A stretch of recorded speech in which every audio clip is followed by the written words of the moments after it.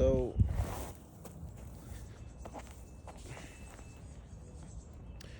God keeps sending more blessings my way, you know. It's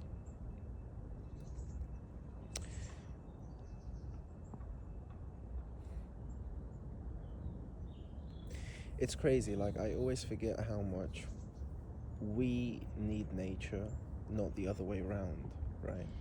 Like, nature does not need us. God does not need us. But he loves us. He loves us despite it all. He could end humanity in an instant if he wanted to, right? I mean, look what happened with Moses on Mount Sinai. People were afraid, right, in the Old Testament. I mean, the mountains were shaking. It was like, it was so loud. It was like drums. It was like, the thunder was so, it was frightening. And there was like fire. It was like, so, we don't want to see God's wrath. We don't want to see what nature could do, because it's beyond belief. There's nothing more scarier than Mother Nature, nothing more powerful, right? But even then, what did God do? He gave Moses the Ten Commandments. He gave Moses the voice to tell the people that it's okay, that he doesn't want to hurt us. He was just showing us how powerful he is. He was showing us. We wanted to see him. We wanted to see how he is, how he looks like, who is he? And he showed us. It's in scripture, right? Now, if people don't believe, then that's on them. That's their problem. It's just silly that people don't believe when there's so many stories, even to this day. There's people coming out all the time saying that they met God, that there's miracles, and this is why I love nature so much. This is why I love coming here. This is actually my favorite spot, sitting behind this tree.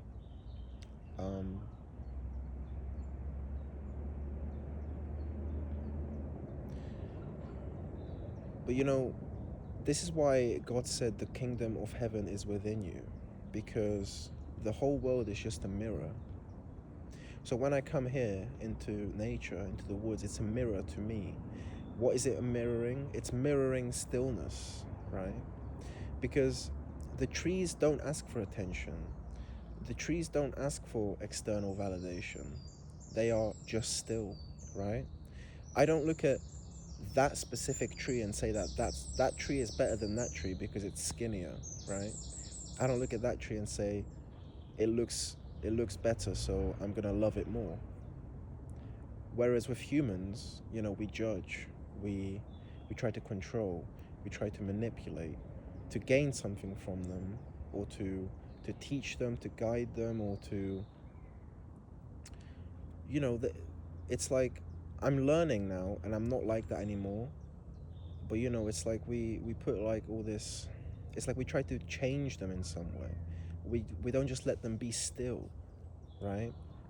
And that's why God gave us nature. That's why he gave us trees, he gave us the ocean. Why do people go to the ocean? They don't even know why they love the ocean, because it's a mirror, right? It's still. It doesn't ask for attention. It's beautiful by itself, the way it is. Same with the Bible. It's a mirror. It's a mirror to remember who you are, who you always were, right? Which is groundedness, stillness, peace, love, grace, truth, and God himself. Because the kingdom of God is within you. It's not out there, right? It's not something else to attain. It's not some imaginary figure or destination in the sky. It's right here, now. Heaven is a place on earth, right? And the only way to gain that, to understand that, is to master yourself. Is to become so completely still and alone that you can listen to your own thoughts without judgment, and know and learn that they are there to help you, not to change you or control you or hurt you or make you fear or doubt yourself. they're there to make you stronger, right? So why did I say that God's blessing me? Because I met a girl recently, another girl, and this one feels more aligned than the last one. You know, when I made that video of the night that felt like a movie, when I had that one night stand, when I had sex with that girl, you know, I tried. I saw the potential of what she could be. I tried to be with that girl, but she was still living in chaos. Her whole life was just, she was running from herself. You know, it's actually funny because God suggested me that song "I Ran" by a flock of seagulls, which is a great song. But it was like a cosmic humor, right? He was like laughing because he was showing me that song when I was still thinking about that girl. You know, so it's like "I Ran."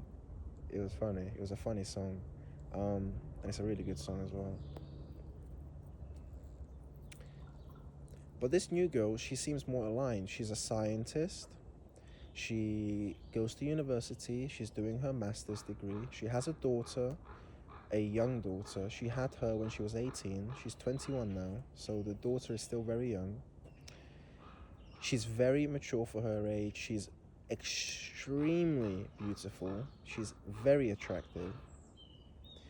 And you know, she has like that exact body type. Not that I'm subjectifying her or objectifying her, or I'm not only talking to her because she's beautiful, but you know, it's undeniable that she's my type. You know, she has like that Marilyn Monroe, Audrey Hepburn, you know, that slim figure, that very feminine, you know, like just gorgeous in all the right places, you know. Um, she's nice.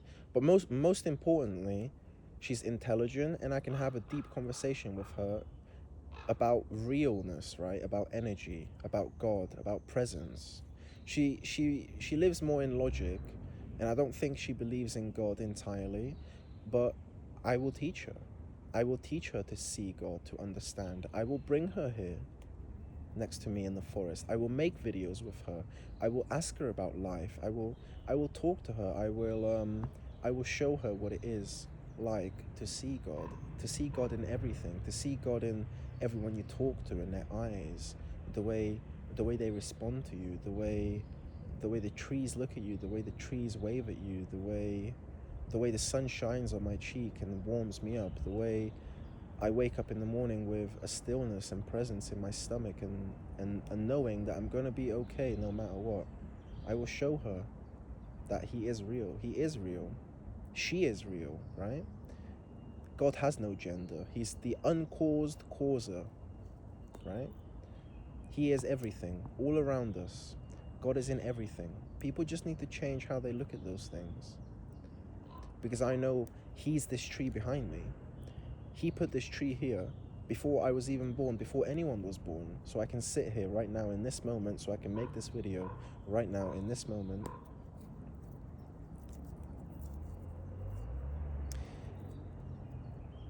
And you know, he doesn't ask for much. He really, really doesn't ask for much. He just wants your heart. He wants your heart and he wants your truth. You know, my whole life changed ever since I gave myself fully to him. I cried when I wanted to and I needed to cry. I let go. I told him the truth. I hated my old job. I could never go back. I'm never gonna go back. I'm never gonna allow someone to disturb my peace or presence or peace of mind by trying to assert dominance over me or try to control me. I know I'm a child of God, that I deserve love just as much as anyone else, that I am loved, that I am protected no matter what. He loves me more than anything else in the world, just like he loves you. And maybe that's what the world needs right now, a remembrance, right? So why am I making these videos? Not just to help others, but to remind myself, because this helps me. This helps me talk out loud and see this butterfly flying right here next to me. See that butterfly? I don't know if you saw in the video. I don't know if you've seen that, but that butterfly just came right here next to me. That was God telling me I'm on the right path. I really hope that was in the video. Just like little things like that. A butterfly coming right here, flying right next to me as I'm making this video, talking about God and grace. He's always here. He's always looking. He's always protecting us. And this is why I hate when people say things like, well, how could God cause little children to have cancer? How could he have the world in hunger, so much wars and so much? That's not God. God is not causing those things. That's human immaturity and human ego-ness and fear talking. Who is God? God is the person who is helping the doctor do surgery on the little child. He's in the hands of the doctor. He's in the eyes of the crying mother. He's the warmth and stillness that the child feels when all the love of the family is around her. He's the prophets like Gandhi and Martin Luther King that tried to stop the wars, right? It's just how you look at these things.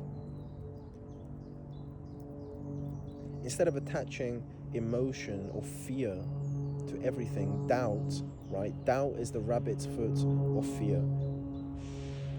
Instead of attaching emotion and fear to everything, just know that he's with you. He's there always. Especially if you're true to yourself.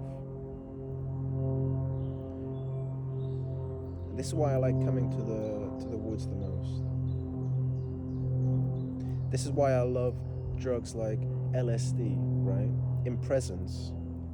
Not to escape reality, but to become more still, become more closer to God. And I'm not promoting drugs. I'm just saying it's what works for me because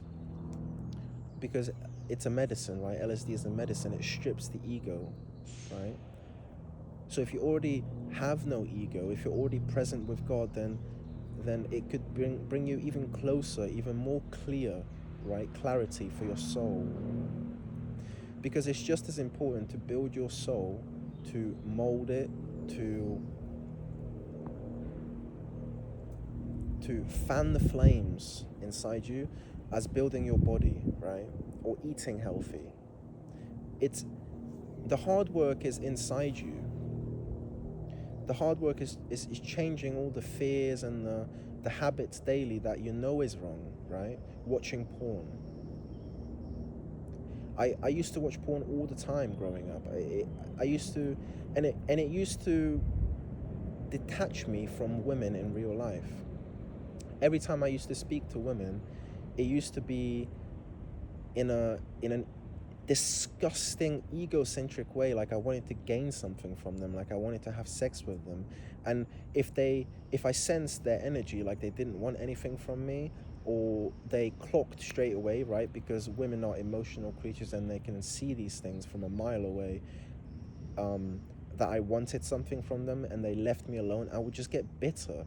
I would get bitter for the whole day, like, oh, why didn't she want me? Like, oh, like, forget her, like, you know, just like in this disgusting manner. And it used to make me like just bitter all day, and then I smoked weed and then just distracted myself, numbed myself with video games, with porn, with weed, you know, just like it's just such like, it's pathetic, but it's not just pathetic, it's sad more than anything, that I couldn't just sit alone with my thoughts like I do now and just like understand that there's nothing I need to run from. There's nothing I need to escape. What am I running from? Myself? I don't need to run from myself. He's there to help me. What am I actually running from? What is so difficult in this life that I need to run from? Is it the distress and difference in my family? No, because I can love them from a distance. I can remove myself from that situation. And I will go back when I'm ready, when God tells me that I'm strong enough to go back when I built a foundation of myself, right? Porn is one of the worst things mankind has done for itself, because sexual energy is man's strength. It's where all the strength comes from a man, right? Now, because if you it's such a strong, powerful emotion. If you transmute that energy into bettering yourself in some way, then your whole life could change. Instead of releasing all the energy, the tension, right? Because when you uh, when you ejaculate, you're giving away your energy. It's coming out of you instead of staying inside.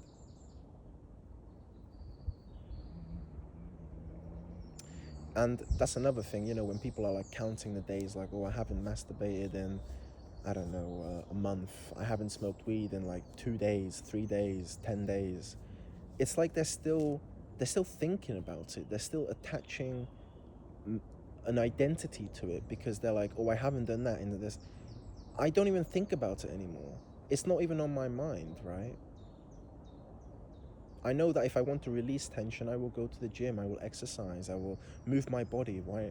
Why? Because the mind and the body has to be connected, so the soul can be connected to it as well, right? You have all three, and if you have all three, then you're aligned with God. So, no porn, and by not watching porn, there's no lust. And what does that mean? By no lust, I can speak to women for who they are, for being a human being, right? Women are beautiful. We need them. But we can't let them step over us, right? They're not better than us in any way. And I don't like when they say things like, we don't need men. Yes, we do need men. We need men very, very much. But we also need women, right? It's a team. It's a team thing. A woman belongs to a man, and a man belongs to a woman. They help each other, they grow each other, right? Like Adam and Eve. Together, they do everything. They build together, they grow together, they love together, they cry together, they go through pain together, they go through chaos together, they work it all out. Not because they need each other, they can do these things alone, but it's better to be with an energy than alone, right? It is better. And I know that for a fact because I am alone. I've been alone. And I'm happy alone. I'm happy with God. But now I know deep within myself that I'm ready. I'm ready to have that relationship, to become a father, to become my own best friend, to become the best version of myself, right? I don't seek external validation. I don't chase, but I will pursue. I will pursue with divine presence, with divinity, truth and trust within myself, right? That doesn't mean I'm going to let anyone step over me, right? The woman is not going to control me. She's not going to guilt me. She's not going to control me by fear, saying, I will leave you. Then leave. If you want to leave, leave. I will be happy completely alone. And that's the energy that a woman wants. To know that you don't need her, but you want her. Because when you give that space to know that you don't need her, she will feel comfortable to be herself completely around you. Which is what you want. You don't want someone who falls in love with a identity that you built up, a ego, a mask. You want her to fall in love with the real you. And the real you will only come out if you're in alignment with God, right? Because you're going through him. You don't just want this girl to have sex with. It's numb. It's disgusting. And every time I see a guy at the gym or just on the street or just anywhere leading with ego, look at me, look at me. Oh, look how powerful I am. Look how beautiful I am. Like peacocking. It's disgusting. It makes me sick. I can't be around these people anymore. I used to have friends like that. I'm not naming names, but they know who they are, and they're disgusting. It is disgusting. Ego is such a disgusting thing. And it's like, it was originally, it was there to protect us, right? Because we're you know, we were Neanderthals, we were cavemen, we are with our brothers, we're hunting elephants, lions, deer, something, right? And you see one of our brothers get killed by an elephant, right? Get stomped to death, right? So then there's the ego when you're gonna go there again to hunt that lion, and you know that you two were alone and your brother got killed. So you're gonna think, hey, if he got killed with me before, that's gonna happen again. So I'm not gonna do that anymore. So there you have that detachment. The ego's there, right? I am present in myself. I am not the same as that person. We're not connected. The ego is there, so there's the detachment, right? But that was before. That was in the past. It's not the same anymore. We don't need that detachment. We need the closeness now, right? Because we're grown, we're more modern as people. Obviously, you need a bit of ego, but you could change that ego to a name of self love, which is probably a better way to put it. Self love and self respect instead of ego. You don't need ego, you need self love and self respect. So, yeah. So, keep faith, have faith, trust that He's real, He's very much real, He's here, and He's always looking out for us. You just have to put faith and trust in Him.